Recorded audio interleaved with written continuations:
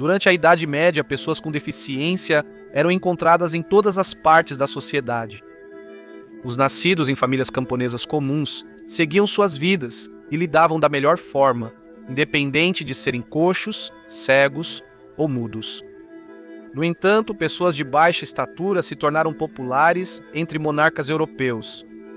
Na corte, eles atuavam como bobos da corte ou bufões do rei, obtendo um prestígio que a pessoa com deficiência na Idade Média não encontrava em outro lugar.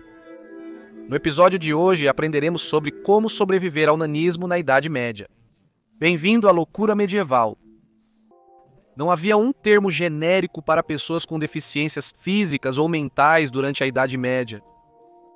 Pessoas em situação de pobreza, doença ou deficiência eram agrupadas como infelizes merecedores de simpatia, compaixão, oração e ajuda. Não havia diagnóstico, você era considerado aleijado se não conseguisse andar, louco se sofresse de doença mental e tolo se tivesse uma deficiência de aprendizado. Eram considerados um presente por muitos, embora uma maldição por outros.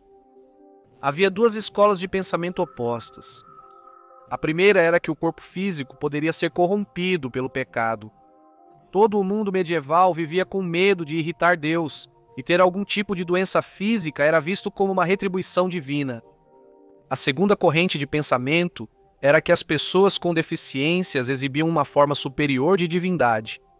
Eles estavam mais próximos de Deus porque suportavam o purgatório na terra e chegariam ao céu mais cedo.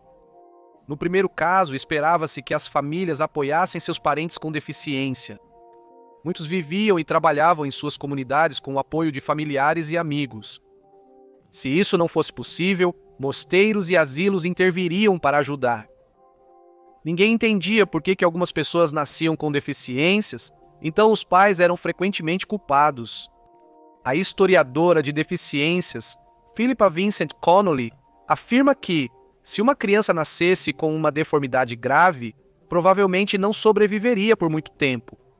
Mas se sobrevivessem, então considerava-se que havia algo errado com os pais. Os pais devem ter pecado muito gravemente ou visto algo inadequado que deve ter afetado o bebê no útero, ou a mãe deve ter se envolvido em adoração satânica ou bruxaria. É difícil um rico entrar no reino dos céus. Pessoas com deficiência, inclusive com enfermidades físicas, peregrinaram a pé para locais sagrados e fontes curativas. Eles esperavam ser abençoados com uma cura de santuários, como os de São Thomas Becket em Canterbury ou o Leper's Well em Dorset. Em várias igrejas, pequenas oferendas de cera em forma de membros eram deixadas no altar. Os votivos eram feitos pelos sofredores ou entes queridos, na esperança de que Deus aliviasse suas queixas. Afinal, mesmo com a ajuda de um médico, não poderia haver chance de cura sem a graça de Deus. Muitos clérigos procuravam viver entre e ajudar os pobres e desafortunados, os deficientes e os excluídos, como uma maneira de ganhar entrada no céu. O cuidado com os doentes e deficientes era baseado nos ensinamentos da Igreja. Um dos filósofos e teólogos mais influentes da Idade Média, Thomas Aquinas, considerava o ato de caridade, para citar, não se estende apenas ao amor de Deus, mas também ao amor ao nosso próximo. Então, alimentar, vestir e abrigar os pobres e enfermos tornou-se o trabalho de freiras e monges. A Igreja construiu um sistema econômico onde os membros mais ricos da sociedade podiam comprar sua salvação, dando para a caridade e ajudando os pobres. Novamente, os medievais temiam a ira de Deus, e os mais ricos na sociedade sentiam a necessidade de dar seu dinheiro aos pobres para compensar o fato de serem ricos. Era uma forma de penitência para compensar pecados cometidos. Embora as pessoas com deficiência nem sempre fossem consideradas pobres ou doentes, de acordo com o autor J.L. Goglin, cita: nos hospícios dos séculos XIV e XV, todos os tipos de doentes eram acolhidos, com exceção dos leprosos, coxos, manetas e cegos, que por natureza de suas deficiências incuráveis, não podiam ser considerados verdadeiramente doentes. Por outro lado, mulheres grávidas sem recursos eram acolhidas, pois 3 categorias de pessoas são admitidas nos hospícios: os pobres, peregrinos e especialmente os doentes. e assuntos. Os loucos eram um caso à parte e muitas vezes eram presos se considerados perigosos. Em meados do século XIII, os tribunais reais ingleses passaram a supervisionar casos envolvendo supostos idiotas. Inquisições de competência mental eram realizadas perante júris para determinar a capacidade mental de um indivíduo. Alguns eram ditos ter nascido idiotas, enquanto outros eram ditos ter se tornado idiotas. Como Marjorie de Unlobby, que, segundo os registros de York, tornou-se uma idiota após a morte de seu marido em 1279. Em 1345, John Ed Burton perdeu sua memória de terror e tristeza após a morte de seu pai. Ou Robert de Corbridge, que tinha competência mental até ir para Oxford e citação, quando ele retornou, ele era um idiota e permaneceu assim e não teve intervalos lúcidos. Apenas um aviso caso você pretenda visitar Oxford em breve. Para determinar seu estado mental, os inquisidores podem fazer uma série de perguntas à pessoa, como se a pessoa soubesse onde estava ou quais eram os dias da semana. Em 1341, Thomas Eyre, de Gryffindor Granstead, foi considerado são, citação, porque ele podia contar dinheiro e medir tecido. Aqueles que foram considerados incapazes de ter citação, a face e a aparência de um idiota, foram considerados inaptos para gerir suas terras e bens. É lamentável que muitos tenham sido acusados de idiotice para que o acusador obtivesse sua tutela e herdasse seus bens. A Idade Média foi um período de superstições e também houve muitos casos em que a possessão demoníaca era culpada quando alguém mostrava sinais de doença mental. Em 1318, dizia-se que Alexander Toth havia perdido a memória devido a espíritos malignos. No início do século XV, o Hospital de Belém em Londres, conhecido como Bedlam, tornou-se a primeira instituição mental na Europa. No passado, pacientes com transtornos mentais, epilepsia, demência e deficiências de aprendizagem eram tratados com punição e religião, pois acreditava-se que a dor ajudava alguns a recuperarem a consciência. É apenas tolice. Além de vir em auxílio dos desafortunados através da doação de dinheiro, alguns nobres e famílias mais ricas adotavam aqueles com deficiências de aprendizagem e os criavam dentro de sua casa. Eles recebiam moradia, comida, vestimento e educação. Thomas More, principal ministro de Henrique VIII, tinha um bobo da corte chamado Henry Pattinson. More gostava tanto de Henry que o levava consigo em suas missões diplomáticas na Europa continental. Os bobos da corte tinham um papel significativo nas cortes renascentistas. Henrique VIII tinha dois bobos da corte naturais chamados Will Somers e Jane Fu. Eles inclusive aparecem em um retrato familiar de 1545. Após a morte de sua esposa, Jane Seymour, Henrique permitiu apenas que Jane Fu se aproximasse dele por várias semanas. Catherine Parr, a sexta esposa de Henrique, comprou gansos para Jane Fu para que ela os conduzisse pelos jardins do Hampton Court.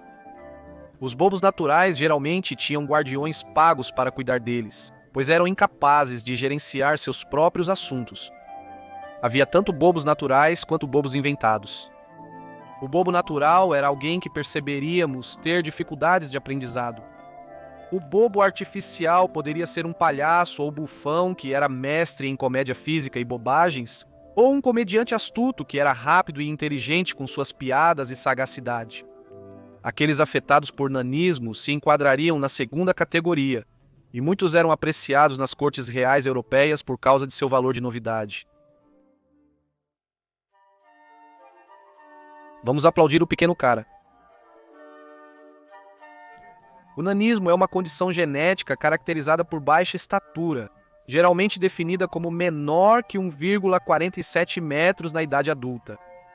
Pessoas com nanismo podem ter cabeça grande e tamanho desproporcional de membros ou tronco, dependendo da causa da condição. Sir Geoffrey Hudson era o amado bobo da corte anão da rainha Henrietta Maria, esposa de Carlos I da Primeira Inglaterra. Ele também era conhecido como Lord Minimus e foi descrito como citando uma das maravilhas de Ele foi presenteado à rainha depois de encantá-la ao pular de uma torta vestido com uma miniatura de armadura. Ele lutou pelos realistas na Guerra Civil Inglesa e acompanhou a rainha em sua fuga para a França. No entanto, após ser insultado pelo irmão do Lord Crofts, ele atirou e matou o homem em um duelo e foi exilado. Meses depois, Hudson foi capturado por piratas da Barbária e ficou escravizado por 25 anos no norte da África. Ao voltar a Londres, em 1676, dizia-se que ele havia crescido um pé em altura e foi preso na resposta anticatólica à trama papista, numa reviravolta estranha. Depois de 4 anos preso, Hudson foi solto e faleceu por volta de 1682 aos 63 anos de idade.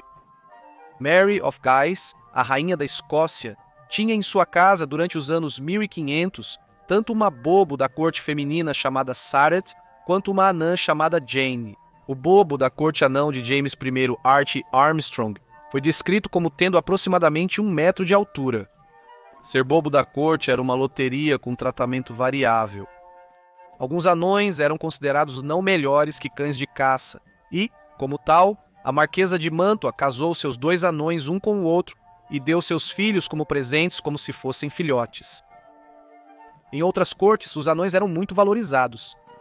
Na corte francesa, em 1319, os registros mostram que o anão da rainha recebeu 32 pares de sapatos. Um anão chamado Jamie vivia com os Stuarts do castelo Myrtle. Suas tarefas incluíam postar correspondências, capinar o tribunal e contar as aves enviadas pelos inquilinos como aluguel. Ele é descrito no livro vermelho de Grant Tully como sendo, citando, obeso e deformado. Jamie tinha outro talento, no entanto, e podia ser encontrado na sala de jantar, onde se sentava no chão e observava os jantares durante suas conversas, enquanto comentava criticamente, citando, com muita rapidez, às vezes amargura cáustica. Jamie também tinha permissão para passear pelos aposentos das tias de Sir William e, citando, conversar com elas até a hora de se levantar. Jamie passou seus últimos anos, citando, comendo e fazendo amor com as damas de companhia, e ele morreu em parte pela perda de suas amadas e em parte pelo descontentamento do cozinheiro. Na época de sua morte, Jamie havia economizado entre 400 e 500 libras de seus salários em Myrtle, o que é estimado hoje entre 24 mil a 37 mil. Ei, nada mal. Agradecemos por assistir a este episódio de Loucura Medieval. E inscreva-se se está gostando dos vídeos. Como sempre, te vejo na próxima semana para mais um. Até lá, tenha uma semana incrível.